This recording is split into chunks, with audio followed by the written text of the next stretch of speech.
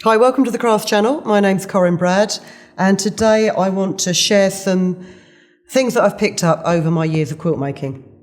I won't bore you with the long story of my quilt journey, but I made my first one about 18 years ago when I was lucky enough to have a child that slept all the way through the night, and I had plenty of time for hand sewing, and it stood the test of time really well. And it is just a simple square block quilt. Now, since then, I've had friends of mine that have said, "Oh, teach me how to make a quilt." And I've found that this is the easiest way to get them hooked. And it is just with square blocks. Now, I've started my quilt here, and I've got my blocks which are 12 centimetres square. So that's just under 5 inches.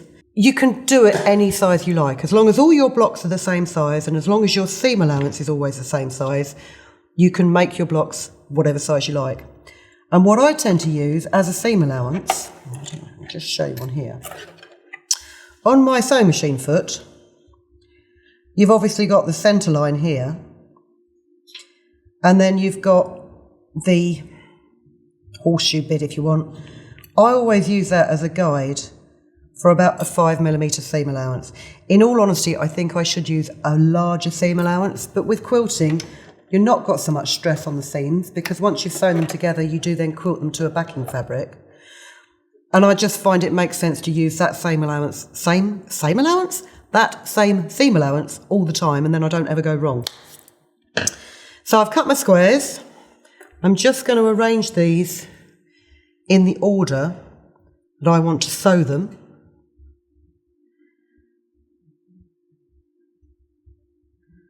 Oh, maybe I should have laid these out in the order I want to sew them before I started filming, but there wasn't enough table space. So just bear with me a minute. 1, 2, 3, 4, 5, 6, 7. Now I have deliberately done an odd number of columns because the initial block assembly is very easy, and then sometimes you find that you do have to make adjustments. So take your first 2 squares that you want, place them right sides together, as accurately as possible. You don't really need to pin them, you can pin them if you wish. And then just run a straight stitch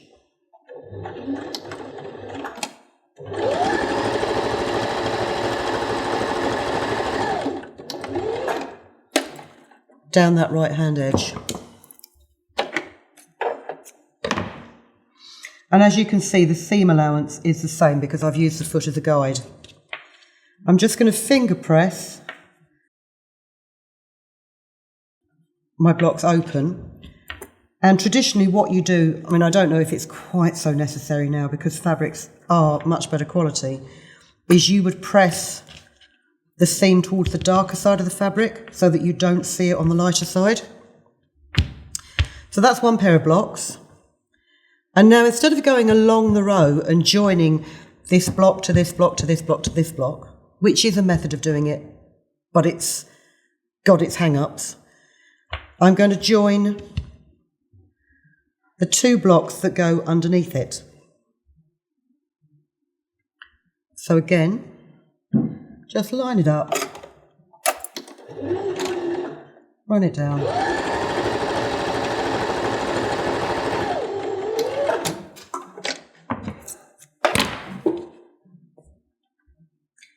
And press the seam allowance to the darker side of the fabric. So you have your 2 pairs of blocks. And then I'm going to join them together to make a larger square block. Because that way, if there's any discrepancy in how you've cut your fabric or how you've done your seam allowance, as long as you can get it to line up in the middle, you can make adjustments on the outside edges of it as you go along. I find the easiest way to do this is if you just part your fabric, check your seams line up, and pop a pin perpendicular to the edge that you're going to sew in the centre point. And then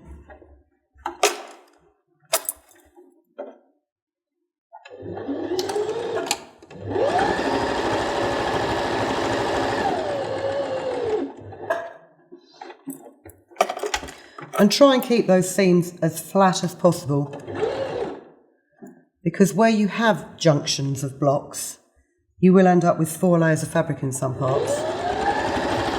And if you can prevent them from being rucked up, it looks much better when you press it.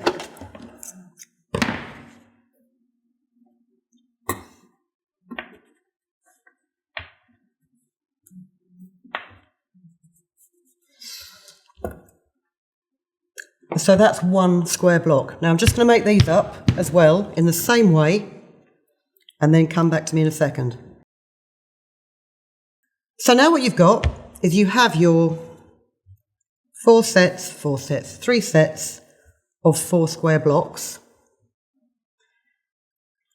and you've got this odd little side-on block, which I'll talk to you about in a minute. Now, if you end up with an odd number of blocks, what you can do is just take this side-on block and tack it, or don't tack it, actually sew it, onto the end of your 4 square block.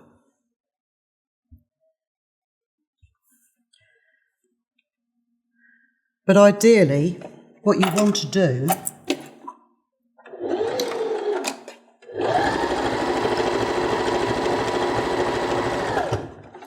I will finish that sentence in a minute, hold on.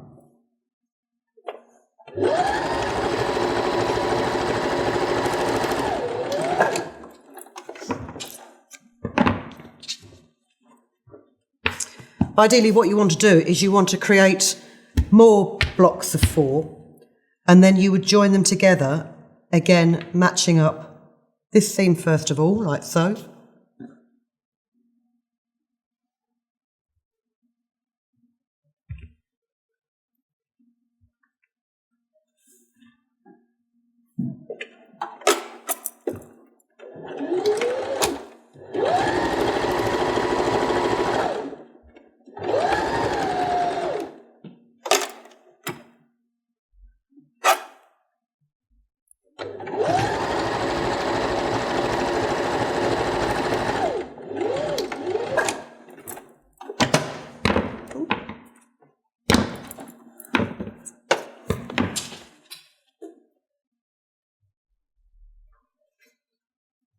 And then you would match it up again to another block of 8 squares like this.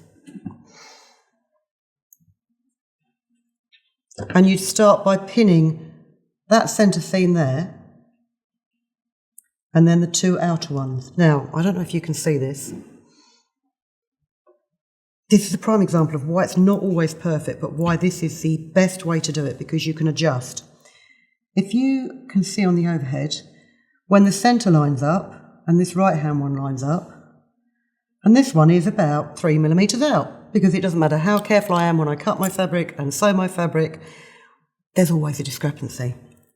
The great thing about cotton is there is a certain amount of give to it, so you can stretch it, and what it will do is when it sews it, it will stretch back and it will pucker this up so imperceptibly that you won't actually see that it's puckered.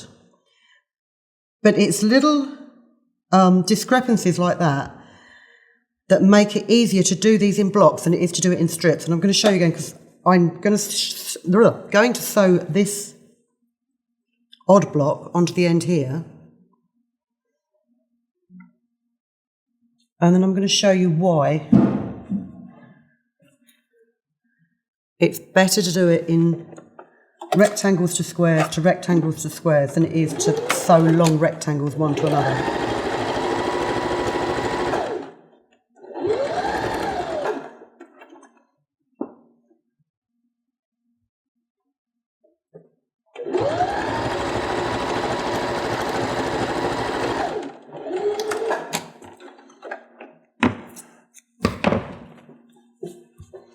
So essentially, if I was to start pinning at one end, by the time I got to the other end, look how far out that is. Now that could have a lot to do with the fact that I've made this bit a couple of days ago, and then I've made this bit again today, and maybe I'm just using a fraction of the seam allowance too much or too little. But if you sew lots of strips like that, and you sew them on different days, and you're in a different mood and it's a different light, you'd be amazed at how different your sewing will be. So if you do decide to go strips instead of blocks, there is a way around it, and that's by using the whole stretch of the fabric. So I'm going to lay these right sides together, and what I'm going to do is, rather than pin from one end to the other, I'm going to start in the middle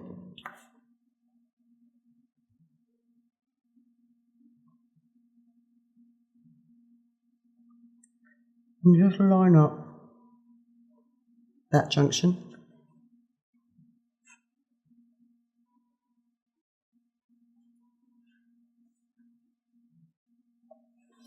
And then work my way out. Because by the look of it, I've got a 5mm discrepancy. I've no idea why. It's just one of those things that always happens. But as long as you pin your seams together, rather than your fabric together, you can adjust that discrepancy as you sew, because you can just pull that taut. Again, there's 5mm out here.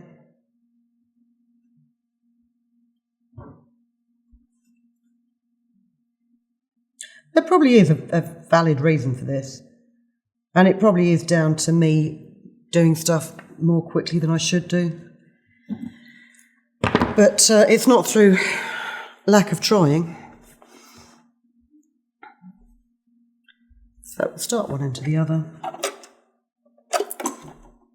And hopefully when I finish this, I will show you that even though those seams looked out at the beginning, they are fixed.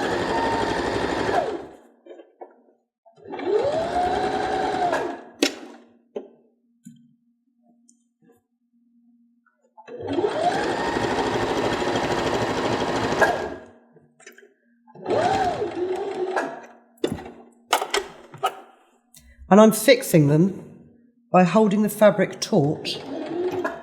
Not so taut that it won't go through the machine. The feed dogs can still grab it and pull it through.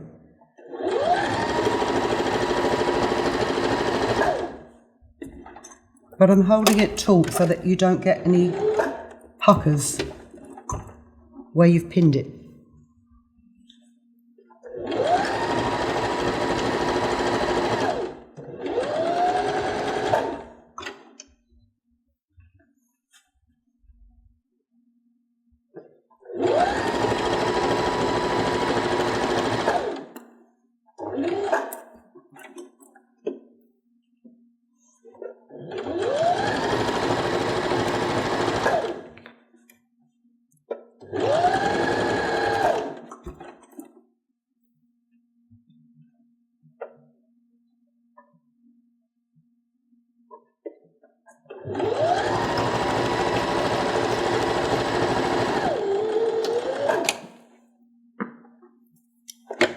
There you go.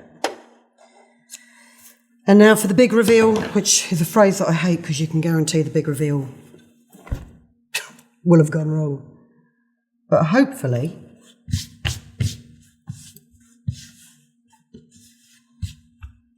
each of those joins,